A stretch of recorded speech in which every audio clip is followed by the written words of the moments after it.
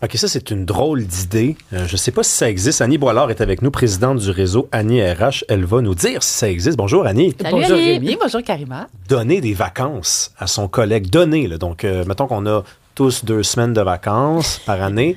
Mais là, une année, tu te dis, moi, je sais pas, j'ai pas full besoin de prendre des vacances ou j'ai pas d'idée.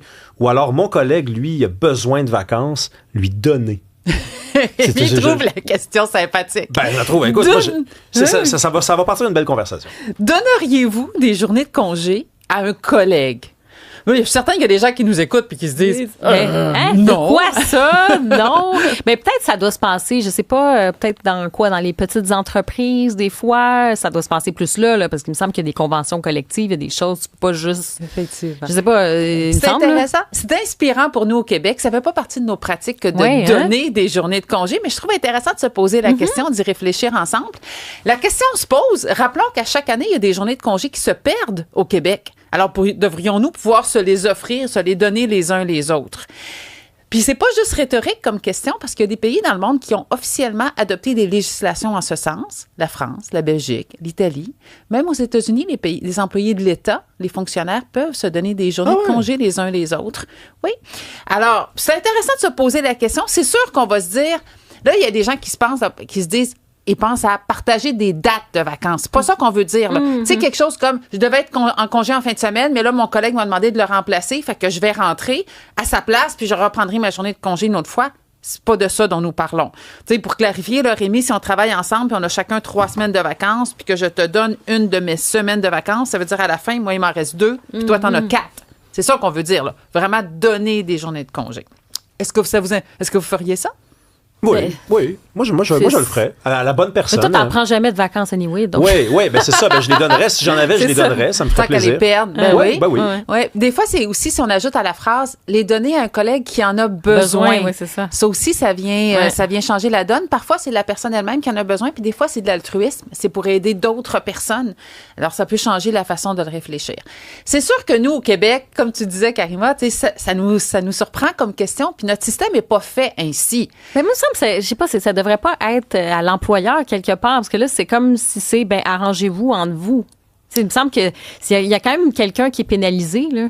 C'est la personne qui donne ses vacances. Oui. Il faut que ça soit sur une base volontaire, là, c'est certain. C'est un échange non, entre mais collègues. ça peut être quand même, ça peut créer une pression à le faire, c'est ça que je veux dire. Alors que si la personne en a tellement de besoin, peut-être qu'elle peut s'organiser avec l'employeur, je sais pas. Ouais, c'est vrai que si, mettons, j'allais voir Karima, je disais, hey, écoute, là, peux-tu me donner une journée de tes vacances? Là, elle ferait, OK, mais comment j'ai dit non? Comment j'ai dit non? C'est mon collègue, il m'entend bien avec, puis il vient de me demander ça. C'est ça qu'elle veut-tu dire par pénaliser, j'imagine? Ben là, c'est que la pression, parce c'est que toi qui la vis. crée, moi, je trouve que ça crée un malaise parce que ton collègue, tu l'aimes beaucoup, puis tu veux lui donner par, comme tu dis, altruisme ou quoi que ce soit, mais en même temps, les gens, ils se disent peut-être que éventuellement, je sais pas, mon enfant, s'il tombe malade ou pour des raisons familiales, que je prendrais ces journées-là, je vais les prendre plus tard comme en vacances, je suis pénalisée. Ben oui, une fois que je l'ai donnée, elle est partie, je l'ai plus, là. C'est ça. Donc, on met pas la pression sur les employés. Quand on le regarde de cette façon-là.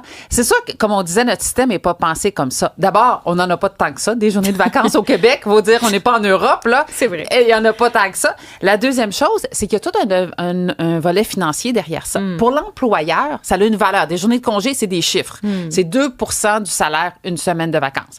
Alors, si quelqu'un, par exemple, 2 employés qui décideraient de s'échanger des journées de congé, mais qui ont le même salaire, à la rigueur, d'un point de vue financier, ce serait blanc, bonnet blanc. Mais à partir du moment où il y a un employé qui gagne moins cher, qui décide de donner des journées de congé à quelqu'un qui gagne plus cher, et là, de façon comptable, ça devient un casse-tête, là, parce que c'est pas comme ça qu'elles ont été budgétées, ces journées-là. La dernière chose, c'est que nous, on a une législation, on a la loi sur les normes du travail, puis l'employeur, il peut pas offrir moins de vacances que le minimum qui est imposé par la loi. Alors, notre système n'est vraiment pas pensé comme ça. C'est sûr que si on pensait à une entreprise qui a une politique de vacances plus généreuse que la loi, on pourrait se dire, les journées de vacances en dessus du minimum prévu par la loi pourraient être partagées ou données entre employés. Mais ça pourrait jamais être en bas du minimum de la loi. Puis il y a des risques, comme vous disiez tantôt, il y a des risques. Toi, Karima, tu disais le sentiment de culpabilité qui peut habiter un employé, effectivement. Il y a aussi, on veut pas que des journées de congé, ça devienne une monnaie d'échange. Prends ce dossier-là, prends cette entrevue-là. Je te là, qui est donnerai une difficile. journée de vacances. Hein, si tu fais ce dossier-là qui me tente pas. C'est ça, on veut pas que ça devienne une monnaie d'échange dans les organisations pour troquer comme ça des dossiers ou des projets qui sont plus difficiles. Ou tu vas réparer la machine, puis je te donne mon vendredi. Même mon lunch dans le micro-ondes, puis je te donne tous les jours, mettons, puis je te donne une journée de vacances. Puis rendu là, ça peut être une fois que c'est les vacances. Pourquoi c'est pas rendu une heure de travail aussi? Tu sais, je te donne parce que au fond, c'est ça. Est-ce qu'on peut les couper? Quelle est la limite? C'est ça. Il y a d'autres éléments. C'est toute une notion d'injustice aussi parce que on n'a pas tous le même nombre de jours de congé, même dans une même entreprise. Là. Il y a des gens qui sont là depuis 10 ans, qui ont 6 semaines de vacances, puis il y a le petit nouveau qui vient de rentrer, puis qui a 2 semaines.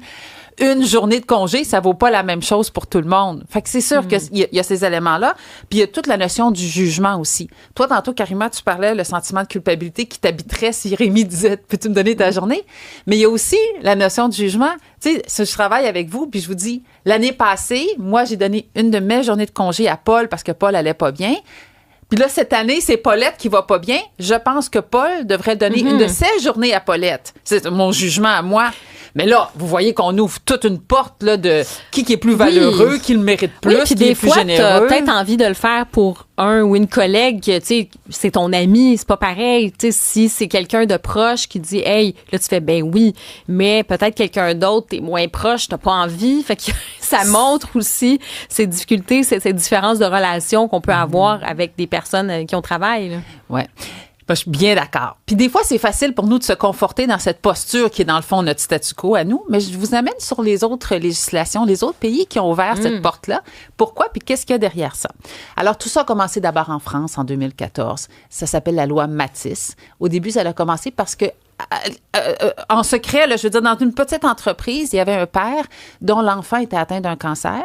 Le père voulait être au chevet de son enfant. Il a utilisé toutes ses journées de vacances, il n'y en avait plus. Spontanément, les collègues ont donné leur propre journée de vacances au père pour qu'il puisse être au chevet de son enfant. OK, bien ça, c'est une belle histoire. Puis on s'entend que c'est là-dessus, tu te dis, OK, on va tendre la main, là. Comment être contre ça? Comment être contre ça? T'es vraiment le salaud, là, qui le cave.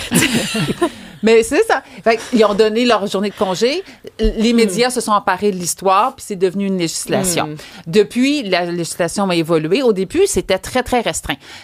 Que ce soit en Belgique ou en France, il fallait avoir un enfant de moins de 21 ans qui était soit handicapé ou soit victime d'un accident suffisamment grave pour requérir des soins en continu ou une supervision. Fait que, c'était très restreint.